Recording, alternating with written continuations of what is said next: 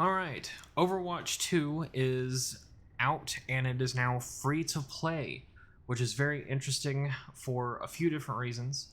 So, I myself have been playing Overwatch near the beginning of its launch, maybe like season 2, season 3 is when I started. I also, as a day job, work in graphic design and marketing and stuff, so I kind of want to look at this from both perspectives as a player and the business side of things. So, to start with the free to play model itself, I feel like it was a very good idea for them to make it free to play. Main reason being, Overwatch 2 doesn't really seem like a whole new complete game. It's not worth $60, maybe $20 if you had to, but they're completely discontinuing Overwatch 1. It does not work anymore. You can't play it anymore. You can't do anything with it anymore.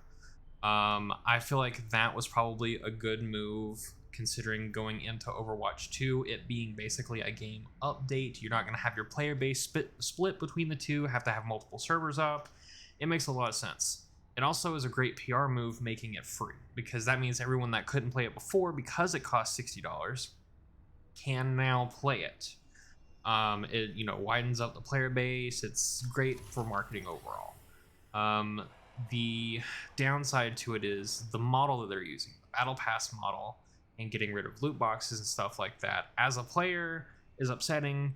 From a business standpoint, I can understand it, because there's a lot of countries that will not allow video games to be sold in their country. They'll completely ban them and make them illegal because they contain loot boxes, because a lot of countries consider loot boxes to be gambling, and they don't want kids to be gambling and all kinds of stuff. So it's good to get away from loot boxes. That way they could sell more copies in more areas so they can make more money, although it's free to play, so they're not really selling, but they can grow their player base. And loot boxes are kind of controversial anyway. I personally don't care because I just got the free ones for playing. I wish they would have kept the loot boxes and just made it to where you couldn't buy them for credits, so that it's then not gambling because you're not spending money. You get them for completing arcade and things like that you used to be able to do. But now they've gone to Battle Pass and loot boxes are no more. So Battle Pass I'm okay with. I don't mind Battle Passes for the most part, unless they are going to be abused. And a lot of people are upset about champions or heroes, as they're called in Overwatch, is locked behind battle passes. I'm okay with that as long as if you miss them, if you don't get to level 55 to unlock them, are they going to be permanently locked? Are you going to have to pay money to unlock them? That's where it gets iffy to me, and it gets really scummy if they do it like that, where you can't get them or have to pay for them. If they do it like Call of Duty, to where if you miss a gun that's in the battle pass, you can then do a series of challenges to unlock the gun later. So you're not missing out on the content for free. You don't have to pay for it if you miss it, so on and so forth. If they do it like that, I'm okay with it. Generally don't care. It gives you challenges to do, makes the game more interesting, and so on and so forth. And as long as they don't ever get the idea in the future to lock the champion behind the paid battle pass, God help me if they do that. So many people are going to be pissed. I'm going to be pissed.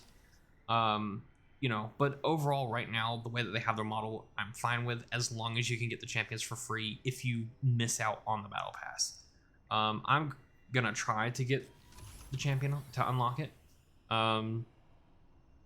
So I don't really want to experiment to see what happens, because I don't want it to upset me, but I'm sure there will be YouTubers and videos and stuff and articles written about what happens there.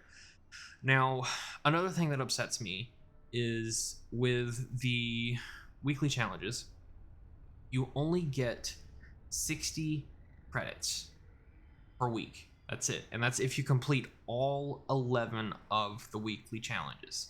So if you look here at the challenges, you'll see that it goes from completing 4 challenges get you 30 credits, 8 challenges get you 20 credits, 11 challenges get you 10 credits. I feel like that they've done that backwards. They should do it 10, 20, 30. That way it gives you incentive to do 11 challenges, because the way it is now, I don't want to do all 11 challenges, because the 10 credits isn't going to be worth it to me. Because like if you look here, the 4 challenges I have left, 3 of them I could just do fairly easily. The last one is earn 20 team kills.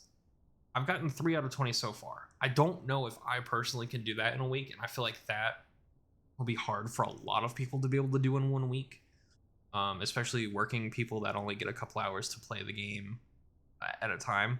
So I feel like this tier is just not gonna be worth it. But if it was 30 credits, a lot more people would be compelled to do it, to play it. From a marketing standpoint, it would make more sense because it would drive more people to want to keep playing the game and keep grinding for those credits. But as a player, I don't mind it being this way necessarily, but at the same time I have no incentive to go for all 11, except for the fact that these are the only credits that you get. This is it. You don't get any credits for the battle pass, none. Even if you buy the battle pass, you cannot unlock credits. So like, let's take a look at the battle pass real quick. This is all level 1, no credits. Level 2, no credits. 3, no credits. 4, no credits. No credits, no credits, no credits, no credits. You get nothing as far as credits go. You get a whole bunch of cosmetics and fun little things. Of course, that's going to be in the battle pass, as well as the champion, hero, whatever. But you don't really get enough credits to be able to go back and unlock these older skins and stuff. And now with holiday skins being 1900 to buy, you're never going to get enough credits. You're going to have to grind forever to get those credits. Another thing that kind of bothers me about the battle pass is that the battle pass is 1,000 credits for the base one. Okay, so if we do the math, a season is 9 weeks. If you do all 60 credits every single week for 9 weeks, you end up with 540 credits. That's a little bit over half of what you need for this. If you load up more credits, you would be spending $5 US for 500 credits. Now, essentially, that breaks down to $2.50 a month. So, in order to get the premium battle pass, if you do all of the challenges, you're essentially still paying $2.50 a month for the battle pass. Like Call of Duty gives you COD points within the battle pass. They actually give you enough COD points to buy a second battle pass. You can't do that here.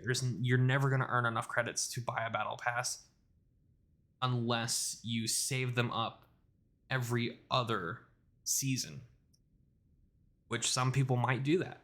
I could very well see people doing that, but would you prefer to do that or spend those points on the one skin you really want for the champion that you love or that you main? I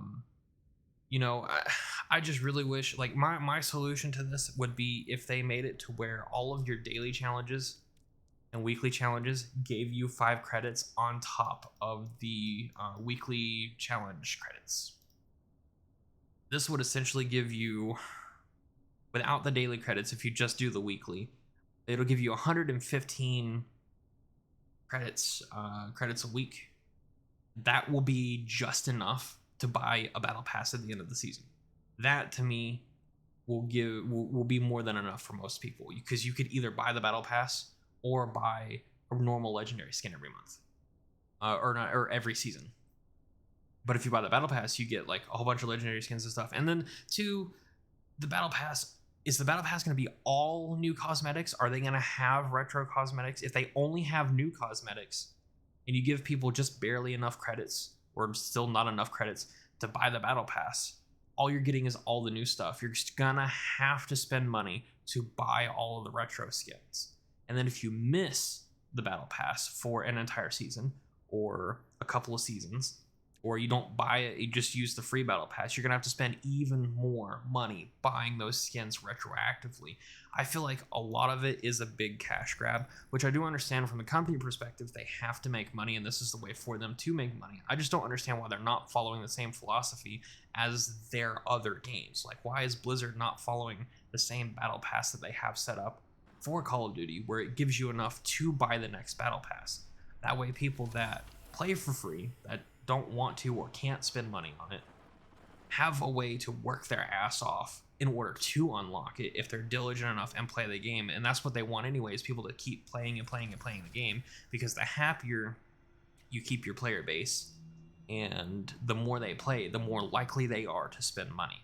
So even if you give someone an opportunity to get a battle pass for free every season, at some point they're probably going to be likely to eventually spend money if they're happy with the game, and if the game makes them happy that they can do these things.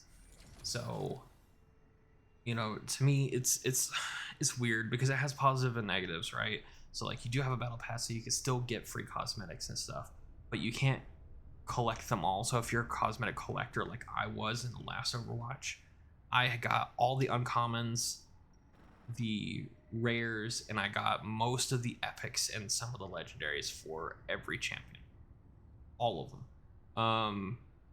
You know, it's gonna, I'm gonna have to spend money to finish my collection. I'm gonna have to, which isn't necessarily a big deal. I'm not gonna go hog wild or anything. Like the $2.50 a month for the premium battle pass isn't that big of a deal for me, but for some people it is.